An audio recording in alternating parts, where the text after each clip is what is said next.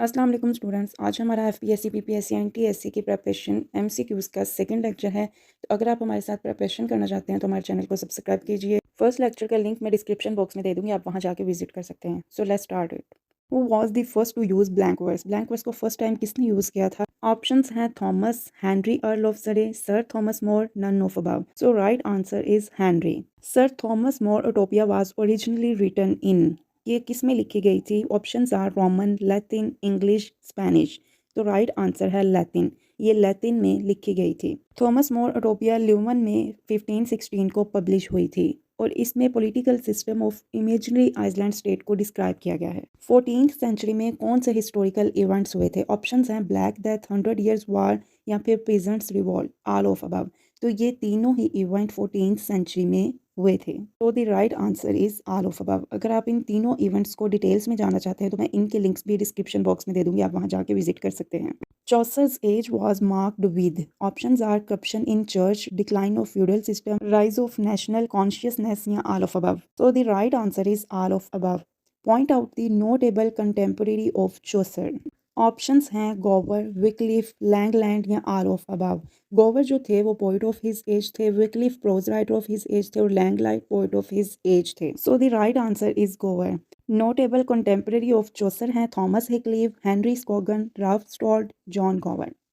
What is meant by this remark that Chaucer stands in much the same relation to the life of his times? यानी जैसे pope ने 18th century के earlier phases में जो देखा उसको describe किया या रिप्रेजेंट किया, और इसी तरह से टेनिसन ने विक्टोरियन इरा में जो चीज़ें देखी वो रिप्रेजेंट की हैं, उसी तरह से चौसर ने किस चीज़ को रिप्रेजेंट किया अपने वर्क्स में। So options are Chaucer reflects corruption in system, Chaucer believes in the high principles of religion, there is great variety of characters, या फिर Chaucer reflects spirit of time. तो राइट आंसर है Chaucer reflects spirit of time. In short we can say that Chaucer represents his own age like Pope and Tennyson.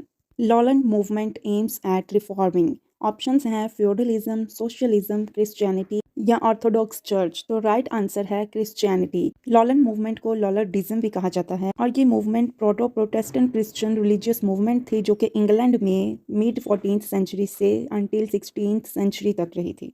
The Black Death that ravaged England during 1348 to 49 was, किस बीमारी ने England को तबाह किया था? तो options हैं influenza, plague, small pox, none of above. तो राइट आंसर इज प्लेग। अगर आप ब्लैक डेथ को डिटेल्स में पढ़ना चाहते हैं तो इसका लिंक मैं अपने डिस्क्रिप्शन बॉक्स में दे दूंगी, आप वहां जाकर विजिट कर सकते हैं। चौसर के काम को कितने पार्ट्स में डिवाइड किया जा सकता है? The options are French, Italian, English, French Spanish English या स्पेनिश लैटिन इंग्लिश या फिर all of above.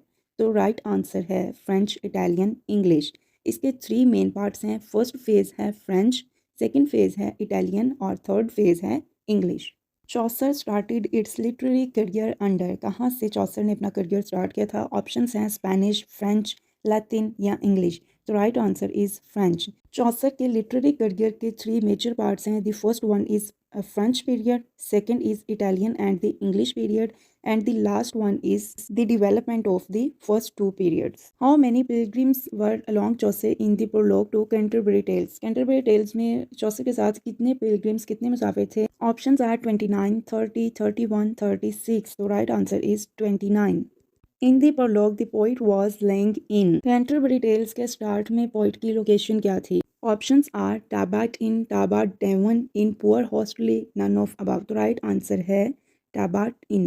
What was suggested by the poet to tell 2 stories on the way and how many on the way back? Canterbury Tales में जो pilgrims थे उन्होंने इस बात पे एग्री किया था कि 4 स्टोरीज सुनाएंगे, 2 on the way and 2 on the way back. Options हैं 1, 2, 3, 4। तो राइट आंसर है 2, यानी कि 2 on the way and 2 on the way back. What are traces of realism in Chaucer? Options हैं understanding of human mind, portrayal of realistic character sketches, both A and B या none of above. So right answer is both A and B. यानी कि चौसर का focus characters पर होता था और understanding of human mind पे। What are attributes that declare Chaucer as father of English novel? Options are realism, dramatic art, his narrative techniques या all of above. तो right answer है all of above. Pinpoint the marks of medieval chivalry. Options हैं woman worship, to fight for honor, to fight for religion and country या all of above. The right answer is all of above. The romance of Rose is, Options are original attempt by Chaucer, translation of Spanish work, English romances were compiled in English या none of above। तो इनमें से कोई भी option right नहीं है। The House of Fame, The Parliament of Fowls and Troilus and Cressida Speak। इन सब works का क्या इन्फ्लुएंस है चौसर पे? तो ऑप्शंस हैं रोमन, फ्रेंच, इटालियन या नन ऑफ अबव। तो right answer is French influence on Chaucer. The legend of good woman is remarkable poem shows Chaucer's mastery over. यानी the legend of good woman में किस चीज़ पर ज़्यादा grip दिखाई गई है चौसर की? ऑप्शंस हैं heroic couplet, irregular rhymes, mock epic या एपिक स्टाइल। तो राइट आंसर है heroic couplet. The legend of good woman में उसने एम्बिक पेंटामीटर कपलेट्स का यूज़ किया है, जिसको हम हीरोइक कपलेट भी कहते हैं। अगर आप एम्बिक पेंटामीटर को डिटेल्स में समझना चाहते हैं तो मैं इस वीडियो का लिंक भी आपको डिस्क्रिप्शन बॉक्स में दे दूंगी, आप वहां जाकर विजिट कर सकते हैं। What is true about Chaucer's art of description? Options हैं the characters were individuals as well as types, the characters were simple, complex, heterogeneous, portrayals were distorted and highly complex, none of above। तो right answer is the characters were individuals as well as types. I hope so कि आपको आज का lecture समझ आया होगा। Video अच्छी लगी हो तो लाइक कीजिए, शेयर कीजिए, मेरे चैनल को सब्सक्राइब कीजिए ताकि आप अपने टेस्ट की अच्छे से प्रिपरेशन कर सकें। अल्लाह हाफिज़।